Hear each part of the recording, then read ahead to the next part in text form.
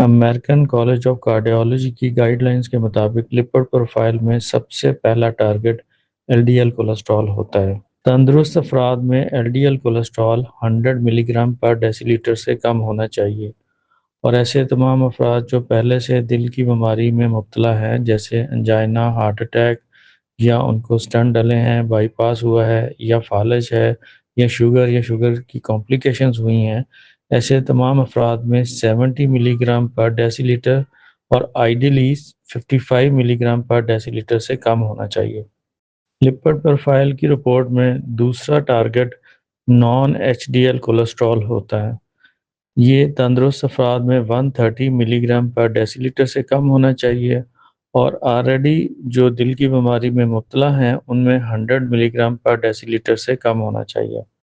Lipid profile کا تیسرا ہدف ٹرائی گلیسرائڈز ہیں۔ ٹرائی گلیسرائڈز 150 ملی گرام پر ڈیسی لیٹر سے کم ہونے چاہیے۔ لپڈ پروفائل کا چوتھا target H D L cholesterol ہوتا ہے۔ یہ مردوں میں 40 ملی گرام پر ڈیسی لیٹر سے زیادہ ہونا چاہیے، اور خواتین میں یہ 50 ملی گرام پر ڈیسی لیٹر سے زیادہ ہونا چاہیے۔